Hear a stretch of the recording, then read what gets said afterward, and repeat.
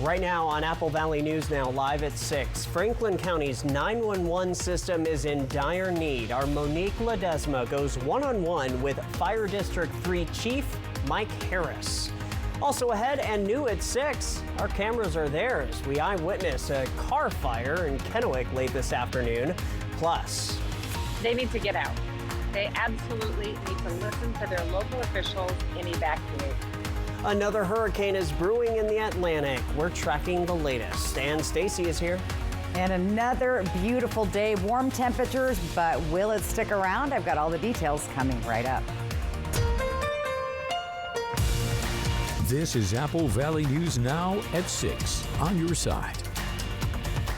And a very good evening. Thank you for joining us as we kick off a new week. I'm Austin Reed. It is October the 7th. We are going to begin with your first alert weather forecast. It is finally really feeling like fall, but as we do kick off a new week, will it stay that way? Stacy Lee joining us live in our weather center with that. Just to correct you, it's feeling like early fall because it's been pretty nice, a little chilly at night, but very nice during the day. In fact, we were several degrees above our average today at best, and we're going to be even warmer tomorrow. Winds are nice and light in the Yakima Valley. Again, beautiful evening outside. Get out there and enjoy. Look at these temperatures all through the area.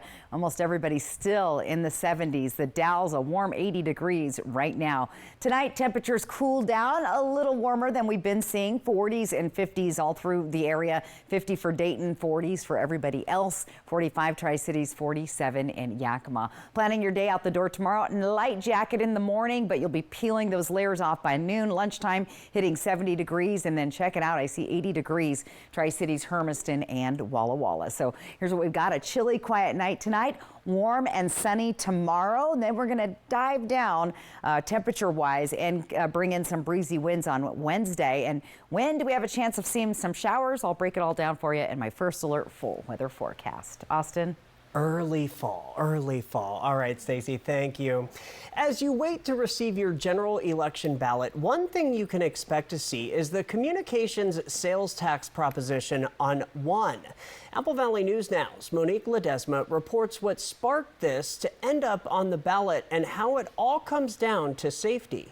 Mike Miller is the Franklin County Citizens for Communications Sales Tax chairperson, and he says he decided to be part of the proposition to help first responders continue to be able to provide the same high level of safety to the county. I wanted to make sure that our county citizens would be able to have great first responders response in the whole of the county. Okay, there's some areas that were dead zone, so to speak, problems with equipment and problems with the infrastructure. And so we needed to make sure that we bring that up to snuff. And so that was a simple way for us to then do it. Was not through property tax, but through a sales tax. This proposition is a 0.2% Franklin County only sales tax increase to upgrade Franklin County's emergency communications for 3 years. Then after that, it would go down to 0.1%. Franklin County Fire District 3 Fire Chief Mike Harris says that they currently use a VHF radio system and it's outdated. And we rely on the current system we have in place, which is the aging system. And the radio technicians have told us that it's aging. There's no parts for it. And really what we're looking at is it could fail at any time. If it fails when we're on the scene of a major emergency, then we would lose all communications. Harris says they're not trying to create a new wheel with this proposition. They have looked to see how other counties have been able to upgrade their radio systems. We've got a budget to put in a radio system, but the cost of that far exceeds what any of us have in our budget. And like most counties in Washington State or even across the Northwest with Washington, Oregon, and Idaho, they're using sales tax, just like Proposition 1, to fund communication systems for first responders. So it's not anything new that we're doing. It's just we're kind of following the trend of what other counties are having to do just to maintain that technology.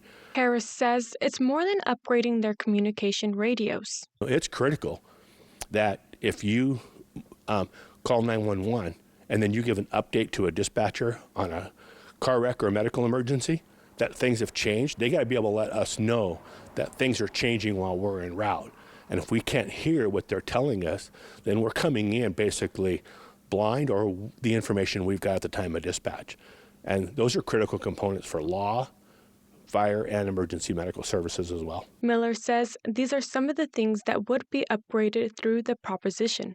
The radio towers, the radios, the base stations, the charging equipment and all of that that's inside, let alone plus then into the communication center. That would be help set up as well for the Franklin County. Harris says one of the fears he has with this aging radio system is that when they get out to the field and nobody hears them and they don't know they can't hear them, that would then lead the dispatchers to believe that everything is okay and they could miss critical information. Harris also says it would take hours for both ends to know that the radio system is down when they are in a time where every second counts. Reporting in Pasco, Monique Ledesma, Apple Valley News Now. Very important issue, Monique. Thank you. Harris also says first responders need their radio systems to be working 100% of the time, 7 days a week, 24 hours a day to ensure safety all around.